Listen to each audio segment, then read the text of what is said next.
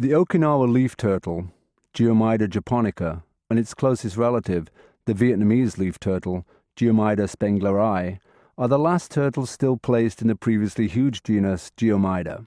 Originally, the Okinawa leaf turtle was described as a subspecies of the Vietnamese leaf turtle. However, recent work has shown that, in fact, spengleri and japonica are quite distant species.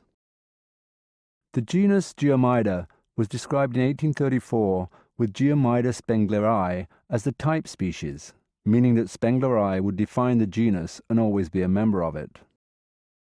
Over the next 130 or so years, the genus became a catch-all for turtles that did not seem to fit anywhere else. At various times, turtle species that now occupy some 8 other genera were placed in Geoemyda. These turtles are all roughly similar in morphology and mostly are semi-aquatic or terrestrial.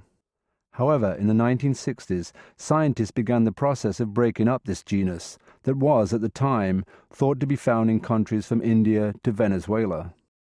All of the New World species were placed in the genus Rhinoclemmys.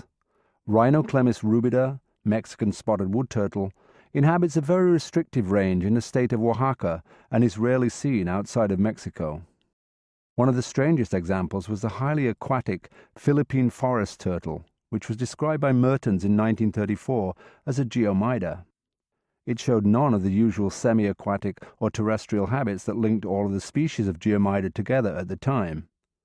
This species is now placed in Siebenrockiella, but may be eventually put in its own monotypic genus.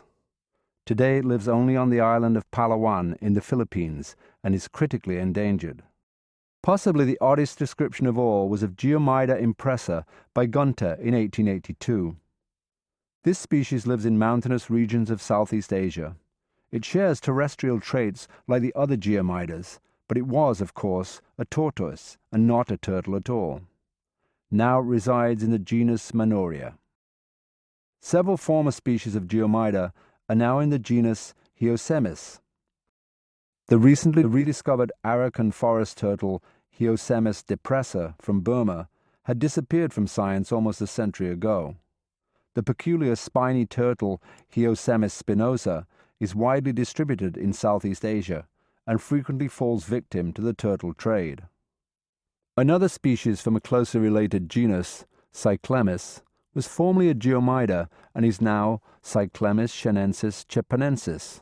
This confusing genus was best known for one species, Cyclemys dentata, the common leaf turtle, which has now been split into a variety of new taxa. The very last species to be reclassified was the forest cane turtle, a species originally described in 1912 as Geoemyda silvatica. Found only in the western Ghats of India, this species remained an enigma until recent molecular phylogenetic analysis by Prashag showed that silvatica belonged in its own monotypic genus, Vijayachelys. As taxonomic confusion was resolved, all of the species were moved to other genera. These proved to be excellent examples of convergent evolution, where two species share many of the same morphological and ecological traits, yet prove to be very different creatures. The last two remaining species of Geoemyda are the Vietnamese leaf turtle, Geoemyda spengleri, and the subject of this video, the Okinawa leaf turtle, Geoemyda japonica. During the summer of 2009, the Baylor Chelonian Center and the Turtle Conservancy organized an extensive 3-country trip to Southeast Asia that was to end in Okinawa, Japan. The purpose of the Okinawa trip was to find living specimens of the endemic Okinawa leaf turtle, Geoemyda japonica, in the wild, to both study and collect data on their natural history, population status, and threats. On September 17, 2009, the Turtle Conservancy team landed in Naha, Okinawa.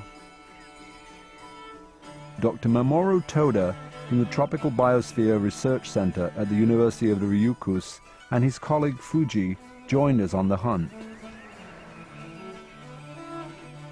Okinawa and the Ryukyu archipelago are approximately 1,500 kilometers southwest of mainland Japan and equidistant north of Taiwan in the Pacific Ocean.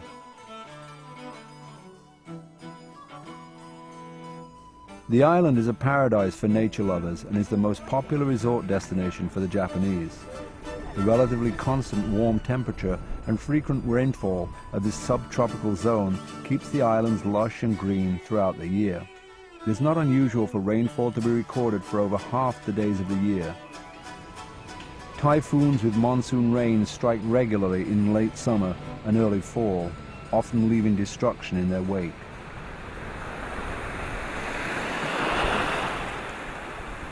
The Japanese have a long-standing love affair with the sea.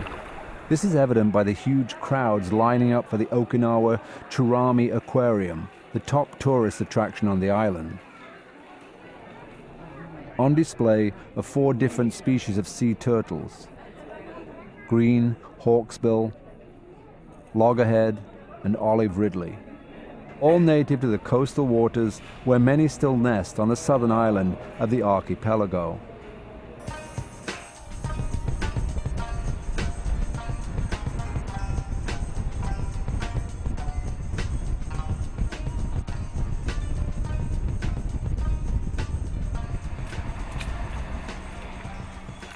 We finally reached our destination and began our search for this elusive turtle in the steep, lush coastal hillsides of northern Okinawa. September was the dry season, and we were told that the turtles were more active in the wet season, but we were not deterred.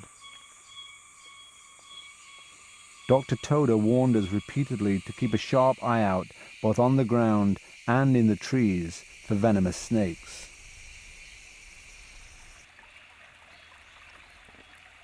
We discovered that the best way to walk through this dense mountain terrain was to hike through the stream beds.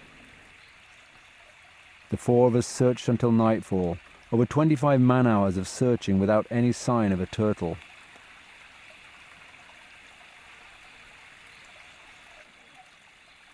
A few snakes and frogs were spotted along with the endemic crocodile newt.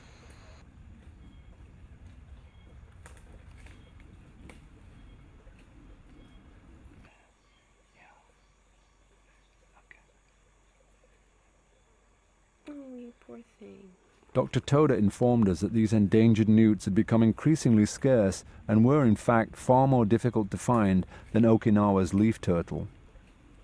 The warty newt, as it is also called, is in great danger of extinction due to habitat disturbance, the death traps caused by roadside ditches, the introduction of fish into their traditional breeding ponds, and from collection for the international pet trade. The following morning we resumed our search. The temperature and humidity seemed perfect at 80 degrees Fahrenheit and 80% humidity. There was a light rain falling as we began to walk under the forest canopy. The conditions seemed ideal, and we began the day full of optimism and excitement.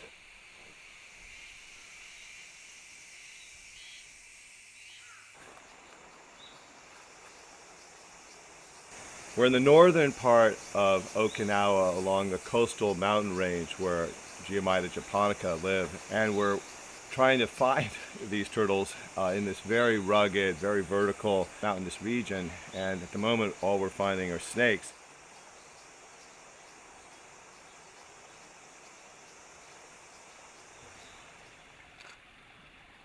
This is a semi-poisonous snake, a rear-fanged snake. Oh, really, like...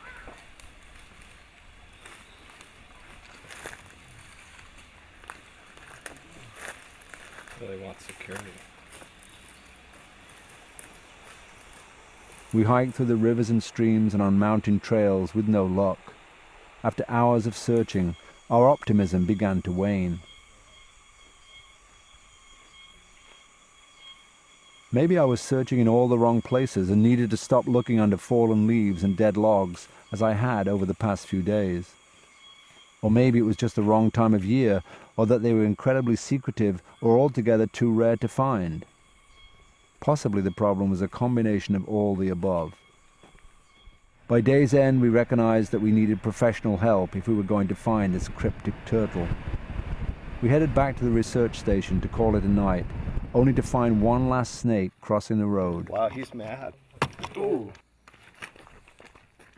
That thing it can really move, huh? This time it was the one snake we wanted to spot before it spotted us. The notoriously aggressive and dangerous habu, the largest and most beautiful pit viper in Okinawa. This venomous snake was responsible for the majority of snake bites in the region. Oh, wow. I now understood why everyone suggested we wear long pants and boots rather than shorts and sandals.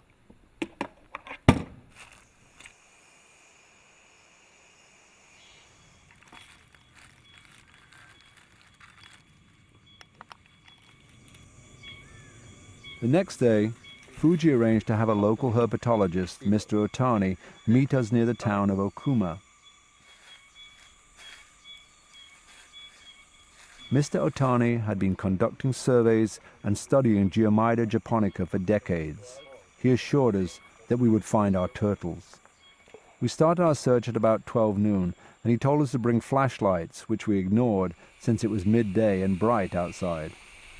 At an elevation of about 150 feet above sea level, in the lush coastal foothills, we began hiking along a clear mountain stream and up the steep ravines where Mr. Otani began searching by shining his flashlight deep into burrows and crevices between large boulder and tree roots.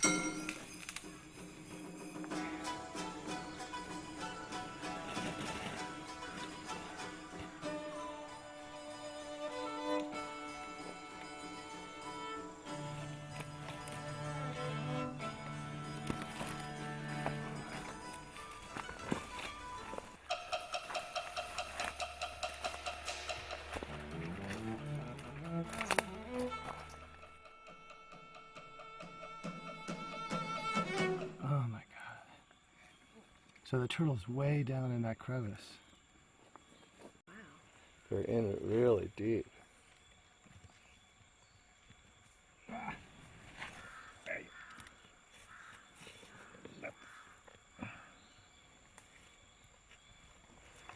Can he get it out or not? Yeah. Wow.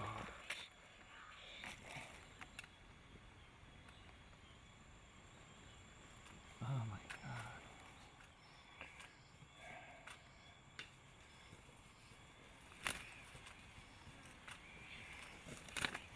It quickly became clear that a flashlight was essential in spotting these creatures. Oh God, they're like wedged.